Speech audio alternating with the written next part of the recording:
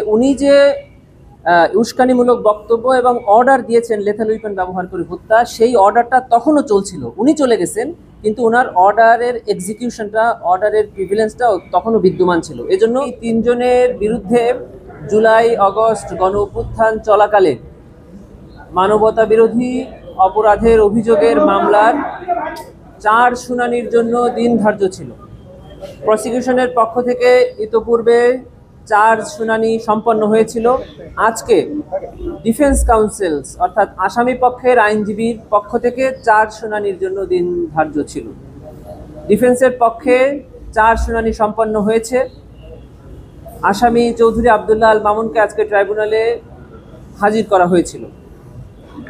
আগামী 10 জুলাই 2025 তারিখে অভিযোগ গঠনের শুনানির উপরে আদেশের জন্য দিন ধার্য করা হয়েছে। সেদিন অভিযোগ গঠন হবে কি হবে না এটি নির্ধারণ করবে ট্রাইব্যুনাল। এটি ছিল আজকে ট্রাইব্যুনাল। প্রসিকিউশনের পক্ষ থেকে জুলাই গণ অভ্যুত্থান চলাকালে এই 3 জনের বিরুদ্ধে 5টি সুনির্দিষ্ট অভিযোগ আনা হয়েছে।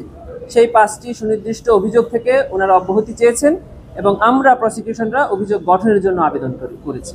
সেটির উপরেই আদেশ হবে আগামী 10 জুলাই 2025।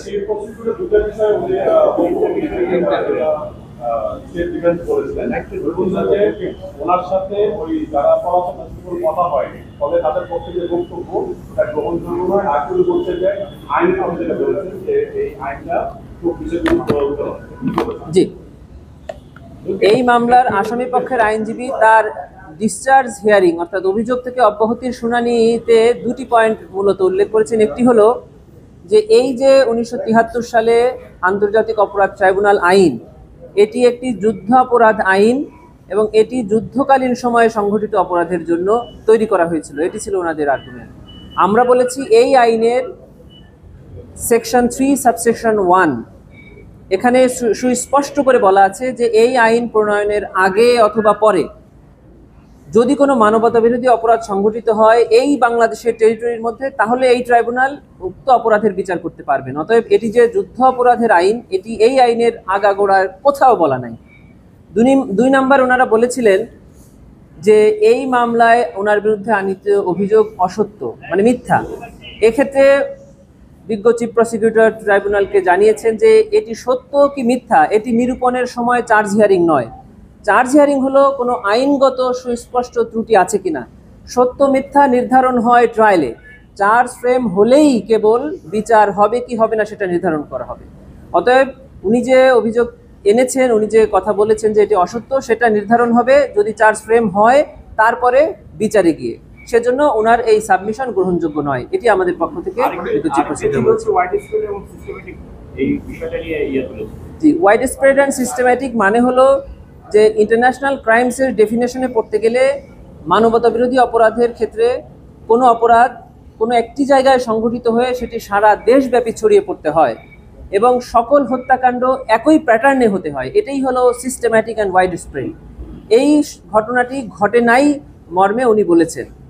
আমাদের বক্তব্য একই, যে এটি ঘটেছে কি ঘটে নাই সেটি নির্ধারিত হবে ট্রায়ালে গিয়ে। অতএব চার্জ ফ্রেম হলেই বোঝা যাবে, যখন সাক্ষ্য আসবে, যখন ডকুমেন্টেড এভিডেন্স ট্রাইব্যুনালে উপস্থাপন হবে, তখন বোঝা যাবে যে এটি ঘটেছে কি ঘটে নাই। সেজন্য আমরা চার্জ ফ্রেমের আহ্বান জানাই। রাজাকারের বার্তা যে বক্তব্য সেটিকে অপব্যাখ্যা করা হয়েছে। 2 নম্বর হচ্ছে যে পুলিশ হত্যা হয়েছে শত শত, সেটির বিষয়ে এখানে সেভাবে আসে না। এই পয়েন্টগুলো তুলেছেন। এই ব্যাপারে প্রসিকিউশনের ব্যাখ্যা কি? রাজনৈতিক উদ্দেশ্য প্রণোদিত এটাও বলেছে। যে আমাদের ব্যাখ্যা এটাই একই, সেটা হলো এটি সবকিছুই নির্ধারণ হবে বিচারে এসে। এখনো বিচার আনুষ্ঠানিকভাবে শুরু হয় নাই, বিচার শুরু হবে চার্জ গঠনের মধ্য দিয়ে। অতএব চার্জ গঠন না হলে এই কথাগুলো উনি যে বলছেন বা আমরা যে কথাগুলো অভিযোগগুলো এনেছি এটা সত্য কি নয় সেটি নিরূপণ হবে বিচারে। অর্থাৎ বিচার শুরু হোক চার্জ গঠনের মাধ্যমে, তখন দেখা যাবে এটা সত্য।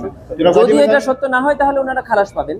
একটা বিষয় যেটা হলো যে উনি 2টা চার্জ নিয়ে প্রশ্ন তুলেছেন। একটি হলো যে আসলে যে পুড়িয়ে মেরে ফেলার ঘটনাটা, এটাতে উনি বলেছেন সেখানটা ততক্ষণে চলে গেছেন। আর এটা হলো চাংখারপুলের ঘটনা যখন ঘটেছে তখন উনি চলে গেছেন। এগুলো বিষয়ে প্রসিকিউশনের ব্যাখ্যা কি? ব্যাখ্যা একই, সেটা হলো এই যে এটা সত্য কি অসত্য সেটা বিচারে নির্ধারণ হবে। আর প্রসিকিউশনের পক্ষ থেকে বলেছিলাম যে উনি যে উস্কানিমূলক বক্তব্য এবং অর্ডার দিয়েছেন লেথাল উইপন ব্যবহার করে হত্যা, সেই অর্ডারটা তখনও চলছিল। উনি চলে গেছেন, কিন্তু ওনার অর্ডারের এক্সিকিউশনটা, অর্ডারের প্রিভিলেন্সটা তখনও বিদ্যমান ছিল। এজন্য ওই অর্ডারের ফলশ্রুতিতে এই ঘটনাগুলো ঘটেছে। এটাই প্রসিকিউশন। Thank you.